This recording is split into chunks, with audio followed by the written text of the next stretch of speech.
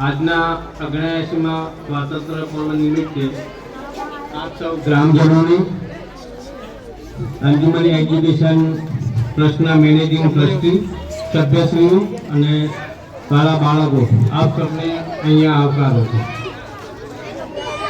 આજે ઘણી બધી વાતો થઈ ગઈ, સમય પણ બહુ લાંબો થયો છે, માટે ટૂંકમાં મારી વાત કરું છું કે શિક્ષણ સિવાય હવેના સમયમાં શિક્ષણ સિવાય ઉદ્ધાર નથી। શિક્ષણ બહુ જરૂરી અને પાયાની વસ્તુ બની રહી છે, માટે અહીં આજના જે કાર્યક્રમમાં ગામમાંથી બહોળા લોકો અહીંયા ઉપસ્થિત થયા છે, બહુ ખુશીની વાત છે। બીજું કે અહીંયા આપણે જે પહેલા જે અંજુમનની વાત કરતા હતા, હવેનો સમય બદલાયો છે, એના ટ્રસ્ટીઓ મેનેજિંગ ટ્રસ્ટીઓ વગેરે બદલાયા છે। વર્તમાન સમયમાં જે મેનેજિંગ ટ્રસ્ટી જે છે ઇલિયાસભાઈ, એ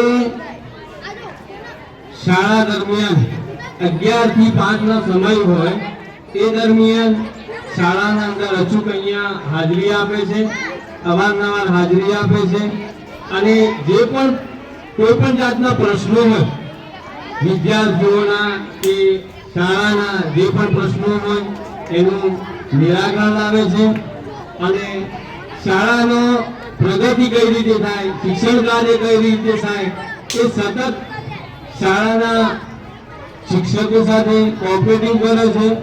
માટે આપ સૌને આગ્રહ છે કે આ શાળાને આપણી શાળા ગણી અહીંયા આપણા બાળકોને એડમિશન અપાવે।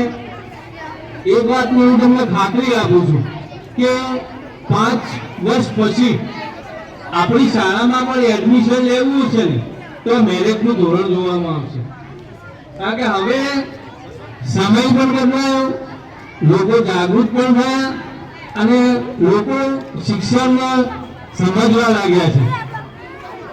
માટે મારી અહીં વાત લોબી નથી કરતો, પણ એટલી જ વાત કરું કે હાલના જે મેનેજિંગ ટ્રસ્ટી જે છે ઇલિયાસભાઈ, એ સતત શાળા ઉપર દેખરેખ રાખે છે।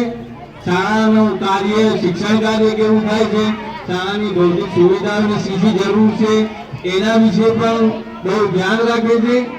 અંતે મારી વાત પૂરી કરતા પહેલા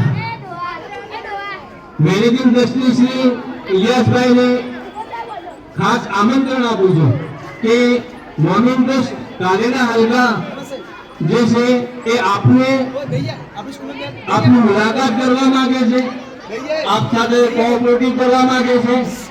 આપણે શાળાને અને શાળા કાર્યક્રમ શાળાને લગતા જે પણ પ્રશ્નો હોય તે અંગે ચર્ચા કરી સહભાગી થવા પણ માંગે છે। તો હું આપને આમંત્રણ આપું છું કે એ કાલેરા હલકા મોર્નિંગ ટ્રસ્ટ જે છે એની મુલાકાત જરૂર આપશો લેશો। એટલું મારી વાત અહીંયા પૂરી કરું।